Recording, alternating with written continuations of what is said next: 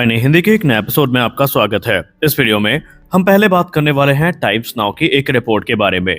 Times now की एक report ने भारतीय थल सेना का जो एक रुझान था आर्मर्ड फाइटिंग व्हीकल प्रोक्योरमेंट को लेकर के उस पर एक बड़ी रिपोर्ट जारी करी है।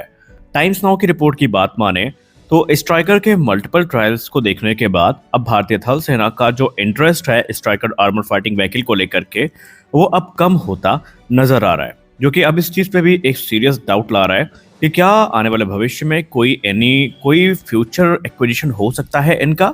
देखिए, इस प्लेटफॉर्म ने पहले भारतीय थल सेना को बहुत ज्यादा इम्प्रेस किया था और भारतीय थल सेना अपनी जो इन्फेंट्री फाइटिंग व्हीकल है इसके एक्विजिशन के लिए इसको एक प्रबल दावेदार की श्रेणी में भी लगभग रख दिया था। लेकिन धीरे धीरे अब ये जो पूरी की पूरी सिनेरियो है ये बदलती नजर आ रही है।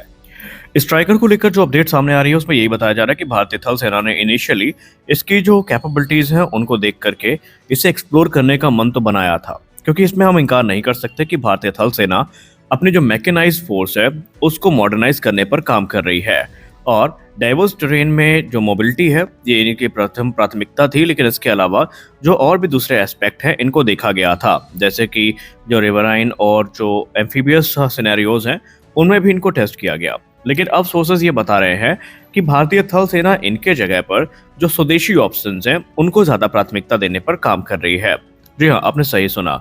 आने वाले भविष्य में अगर कोई भी आर्मर्ड फाइटिंग व्हीकल का डील होता है तो उसमें पूरी संभावना है कि उसमें हमें इंडिजिनस प्लेटफॉर्म जैसे कि टाटा वैप हो गया ये देखने को मिलेंगे। और ये चीजें शुरुआत से ही चर्चा का विषय थी कि आखिरकार जब हमारे पास इंडिजिनस ऑप्शंस हैं तो स्ट्राइकर को एक्सप्लोर ही क्यों करना, जब हमारे पास पहले से ही ज़्यादा अच्छे और ज़्यादा स्वदेशी और उपकरण उपलब्ध हैं तो फिर अमेरिका से इनको इंपोर्ट करने का क्या सेंस बन रहा है। इस पर हमेशा चर्चाएं हुई हैं और अब कहीं ना कहीं भारतीय थल सेना इंडिजिनस ऑप्शन की तरफ जाती ही दिखाई पड़ रही है। जैसा कि कल मीडिया में खबर सामने आई थी कि आज जो भारत की जो राष्ट्रपति हैं द्रौपदी मुर्मू जी, उनको भारतीय नौसेना की सबमरीन INS वागशीर में एक शॉर्टी लेनी थी। तो आज का दिन वही ऐतिहासिक दिन है जब उन्होंने भारतीय नौसेना की सबमरीन INS वागशीर में एक सी शॉर्टी ली है और ये सी शॉर्टी करवार हार्बर जो कि कर्नाटक में स्थित है वहां से ली गई है। अगर हम भारत की माननीय राष्ट्रपति द्रौपदी मुर्मू जी की बात करें तो 67 वर्ष की इनकी उम्र है और ये भारत की दूसरी प्रेसिडेंट है जिन्होंने सबमरीन में सी शॉर्टी ली है। इससे पहले हमारे फॉर्मर प्रेसिडेंट स्वर्गीय श्री APJ अब्दुल कलाम जी ने ये सी शॉर्टी ली थी और उन्होंने फरवरी 13, 2006 को विशाखापट्टनम जो कि आंध्र प्रदेश में है वहां से सबमरीन शॉर्टी ली थी। अब अगर हम द्रौपदी मुर्मू जी की बात करें तो माननीय प्रेसिडेंट ने इससे पहले भी भारतीय वायुसेना के जो 2 फ्रंटलाइन फाइटर्स हैं इनमें उड़ान भी भरी है। इन्होंने राफेल को 29 अक्टूबर को उड़ाया था और उसके बाद उन्होंने सुखोई 30 MKI से 2023 में एक शॉर्टी ली थी। यानी कि प्रेसिडेंट जी लगातार इस प्रकार के जो इवेंट हैं उनका हिस्सा रही हैं। और अब राष्ट्रपति जी के सी शॉर्टी की बात करें तो ये उनके 4 दिवसीय दौरे का हिस्सा था, जो कि गोवा विजिट और कर्नाटका विजिट और झारखंड विजिट का एक हिस्सा था जब उन्होंने ये किया था। अब कुल मिलाकर के बात करें भारतीय नौसेना की तो भारतीय नौसेना ने भी इस इवेंट को कायदे से भुनाया है और भारतीय नौसेना ने एक झलक भी दिखाई है कि किसी भी विषम परिस्थिति से निपटने के लिए वो किस प्रकार से तैयार है।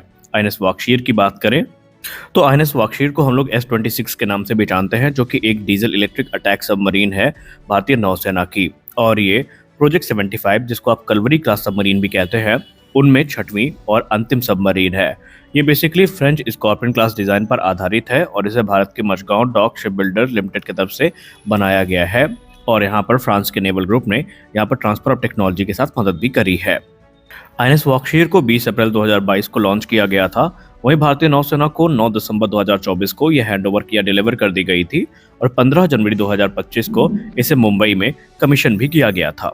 हमारी अगली बड़ी अपडेट भारतीय वायुसेना को लेकर आ रही है। भारतीय वायुसेना एक तरफ जहां अपने MTA प्रोग्राम को आगे बढ़ा रही है तो वहीं आपको याद होगा 2011 में जब भारतीय वायुसेना ने 12 C-130J सुपर हरक्यूलिस को सर्विस में इंडेट करने का फैसला किया था तो उस दौरान ये भी रिपोर्ट सामने आई थी कि हम एडिशनल 6 की संख्या में जो जेट्स हैं इनके तरफ जा रहे हैं ताकि इनके नंबर्स को 18 कर दें और इस प्रकार से पूरी एक डेडिकेटेड स्क्वाड्रन जो है C-130J सुपर हरक्यूलिस की ये भारतीय वायुसेना की सर्विस में आ सकें। लेकिन अब मीडिया रिपोर्ट्स ये बता रही हैं कि भारतीय वायुसेना ने साइलेंटली इस प्रोग्राम को अबेंडन कर दिया है और अब भारतीय वायुसेना एडिशनल 6 C-130J सुपर हरक्यूलिस की जगह में अपना जो पूरा का पूरा ध्यान है वो MTA टेंडर के अंतर्गत देने वाली है। जी हाँ, भारतीय वायुसेना ने अपनी प्रोक्योरमेंट प्रायोरिटीज को बदला है और उनका जो रिन्यूड फोकस है वो इंडिजिनस मैन्युफैक्चरिंग पर है। और ये इंडिजिनस मैन्युफैक्चरिंग हमें मीडियम ट्रांसपोर्ट एयरक्राफ्ट टेंडर यानी एमटीए टेंडर के अंतर्गत देखने को मिलेगी, जिसको लेकर ये माना जा रहा है कि बहुत जल्दी ये इस पे डिसीजन लिया जाएगा। माना जा रहा है कि जो टेंडर है ये 2026 की शुरुआत में ही इशू कर दिया जाएगा, जहां पर 80 एयरक्राफ्ट जिनकी लागत तकरीबन $5 बिलियन की होने वाली है या उससे ज़्यादा भी होने वाली है, ये भारत में ही बनाए जाएंगे। हालांकि इसमें C-130 जो सुपर हर्क्यूलेस कम्पीट कर रहा है, यहाँ पर बिल्कुल भी इसका मतलब ये नहीं है कि C-130 जो सुपर हर्क्यूलेस इस डील से ही बाहर हो गया है, बल्कि अब जो कम्पीट करेंगे एयरक्राफ्ट वो एमटीए के अंदर ही करेंगे और उसी के अंतर्गत भारतीय वायुसेना अपनी ये जो कैपेबिलिटी गैप है उसको फिल करने पर काम करेगी।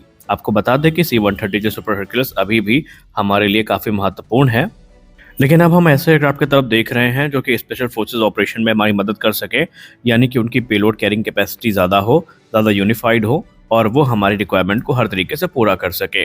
इनफैक्ट अभी भारत के लिए C-130 जो सुपर हर्क्यूलेस सेम काम कर रहा है, लेकिन अब हम किसी बड़े प्लेटफॉर्म की तरफ जाना चाहते हैं। अब देखना ये है कि किसको यहाँ पर सेलेक्ट किया जाता है। हमारी अगली बड़ी अपडेट आ रही है जनरल इलेक्ट्रिक को लेकर के।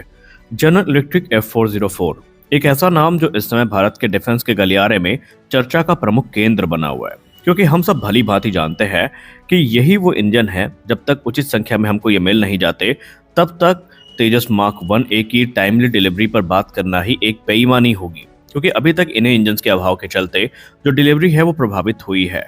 लेकिन ऐसा लगता है कि हमें अभी जल्दी आराम मिलने वाला नहीं है, क्योंकि एक तरफ जहां ये एक्सपेक्ट किया जा रहा था कि शायद अब जनरल इलेक्ट्रिक की तरफ से जो इंजन डिलीवरी है इसको शुरू कर दिया जाएगा और प्रति माह तकरीबन 2 इंजन हमको मिलेंगे, तो वहीं अब कहीं ना कहीं हमारी ये जो उम्मीद है ये फेड होती नजर आ रही है। उसके पीछे का एक कारण है, क्योंकि दिसंबर में छठे इंजन की डिलीवरी को लेकर बात की गई थी और कहा गया था कि दिसंबर में हमें 2 इंजन मिलेंगे, लेकिन अभी ऐसा लगता नहीं है। अब ये कंफर्म हो चुका है रिपोर्ट में कि 2026 जनवरी तक ही हमें जो छठवां इंजन है ये प्राप्त हो पाएगा और उसके बाद सिलसिलेवार तरीके से इंजन डिलीवरी हो, इसकी भूमिका उनके तरफ से सुनिश्चित की जाएगी। खैर आपको बता दें कि अभी भारतीय वायुसेना का जहां तक तेजस मार्क 1A प्रोग्राम रहा, इसमें भी कोई खास उपलब्धि हमें देखने को नहीं मिली है। रिपोर्ट्स ये बताती है कि मार्च 2026 तक तकरीबन 5 एयरक्राफ्ट भारतीय वायुसेना को डिलीवर कर दिए जाएंगे। तो यहाँ पर जनरल इलेक्ट्रिक की तरफ से ये एक झटका जरूर लगा है। हालांकि जनरल इलेक्ट्रिक भारत को ये आश्वासन देने में लगी है कि हम चीज़ों को सामान्य कर रहे हैं और बहुत जल्दी ये सामान्य हो भी जाएंगी, लेकिन सवाल ये उठता है कि आखिरकार इंजन का अभाव हमें कितने दिन तक परेशान करेगा और क्या भविष्य में ये हमारे लिए अतिरिक्त दिक्कत भी पैदा कर सकता है, क्योंकि हमेशा से जब भी डिबेट होती रही है तो रिलायबिलिटी फैक्टर एक काफ़ी क्रिटिकल फैक्टर रहता है, जो कि अमेरिका के मामले में थोड़ा मिसिंग तो लगता है। अब देखना यह है कि भारत इस सिचुएशन को कैसे टैकल करेगा। आज के इस वीडियो में बस इतना ही। मिलते हैं अगले वीडियो में कुछ और अपडेट्स के साथ। तब तक के लिए जय हिंद।